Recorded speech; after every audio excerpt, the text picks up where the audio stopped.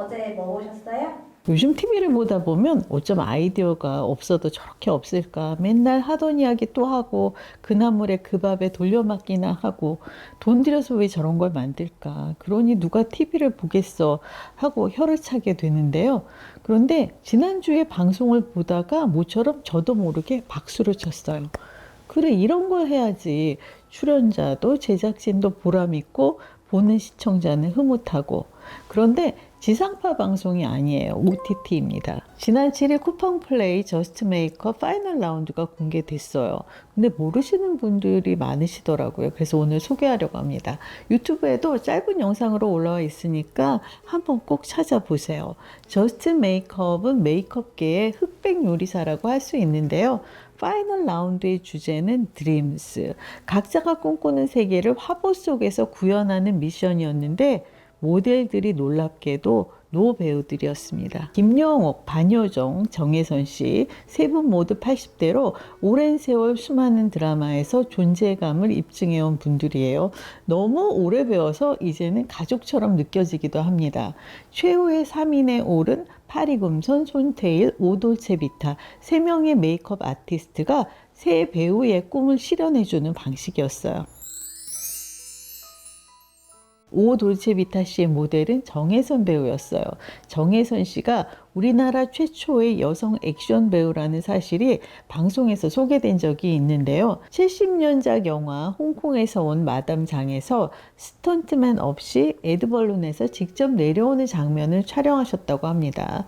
그런 만큼 액션 배우로서의 긍지와 꿈을 여전히 간직하고 계셨나 봐요. 오 돌체비타 씨는 정혜선 배우의 꿈은 꺼지지 않았다, 계속되고 있다, 이와 같은 서사를 메이크업으로 풀어냈습니다. 과거 영화 속 그 에드벌룬 장면을 낙하산으로 재해석을 했는데 완성된 화보가 정말 놀랍더라고요. 화면을 보는 순간 숨이 멎는 느낌이었어요. 김영옥 씨는 지금까지 한 번도 화보 촬영을 해보신 적이 없다고 해요. 30대에 이미 어머니 역할을 시작하셨고 심지어 동료 배우 신구 씨의 어머니로 나오신 적도 있다고 하잖아요. 엄마로 나올 나이에는 할머니 역할을 하셔야 했고요. 그렇게 평생 우아한 역할을 못 해보신 것이 아쉬워서 여왕이 한번 되어보고 싶다고 하셨다는데요. 그래서 손태희 씨는 김영옥 선생님을 우아하게 시간을 입은 세상에서 가장 아름다운 여왕으로 변신시켰어요. 어찌나 화사하니 빛이 나는지 등장하시는 순간에 제가 다 눈물이 핑 돌더라고요. 손태희 씨가 우승 여부와 무관하게 화보를 한 번도 못 찍어 보셨다는 김영옥 선생님께 뜻깊은 선물을 해드리고 싶었다라고 얘기를 했는데요.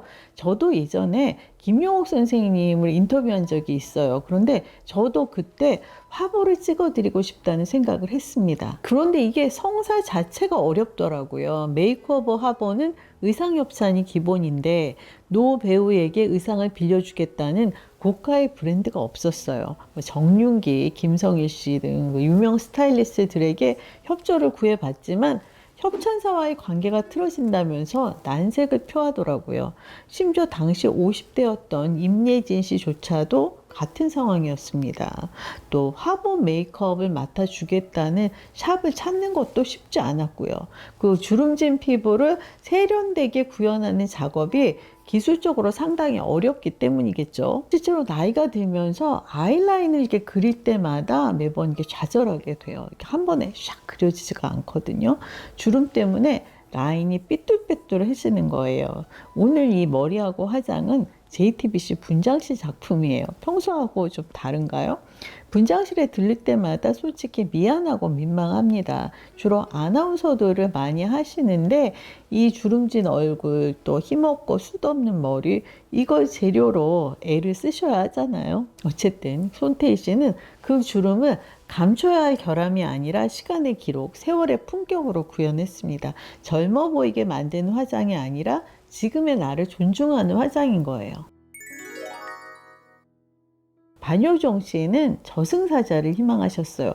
2011년 SBS 드라마 49일에서 저승사자 역할의 그 정희루 씨의 선배 스케줄러로 등장했는데요. 저승사자가 이 바이크를 타고 등장하는가 하면 스타일도 아주 파격적이었습니다. 그래서 제가 이런 실험적인 캐스팅, 새로운 시도를 열렬히 응원한다. 그런 글을 쓰기도 했어요. 이 역할이 카메오라고 표현해야 할 정도로 분량이 적었습니다. 그럼에도 중견 배우에게 그 색다른 역할이 주어지는 경우가 워낙 드물다 보니 귀하게 기억에 남으셨나 봅니다.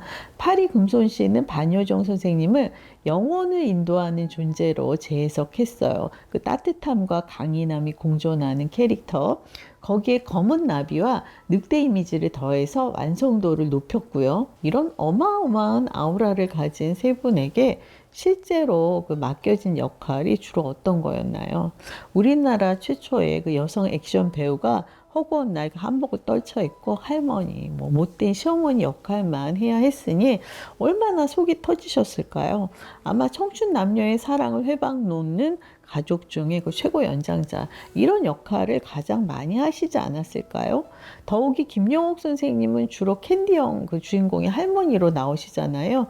지금도 TVN 태풍 상사에서 오미선의 그 치매 걸린 할머니로 출연 중이십니다. 평생을 남의 이야기 속에서 양념 같은 역할을 해온 배우들입니다. 얼굴 하나로 하루아침에 주인공이 되는 사람들도 있죠. 그와 같은 이름만 배우가 아닌 실력을 입증해온 배우들이 이번에 비로소 자신의 이야기를 갖게 된 거예요. 여운계, 김영애, 김자옥 배우가 떠오르기도 했어요. 또 박원숙, 남은희 선생님도 마찬가지고요. 그분들이 이런 화보를 한 번이라도 찍을 수 있었다면 얼마나 좋았을까요? 그래도 박원숙 씨는 1997년 MBC 드라마 그대 그리고 나에서 홍교수로, 남은희 씨는 1995년 KBS 바람은 불어도로 드라마 인기에 견인차 노릇을 하신 바 있습니다.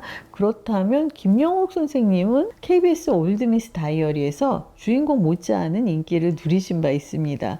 그리고 주로 그 궁색맞은 인물만 연기하시다가 2007년 MBC 드라마 커피 프린스 1호점에서 한결이의 할머니, 그 재료가로 나오셨을 때 제가 얼마나 반색을 했는지 몰라요.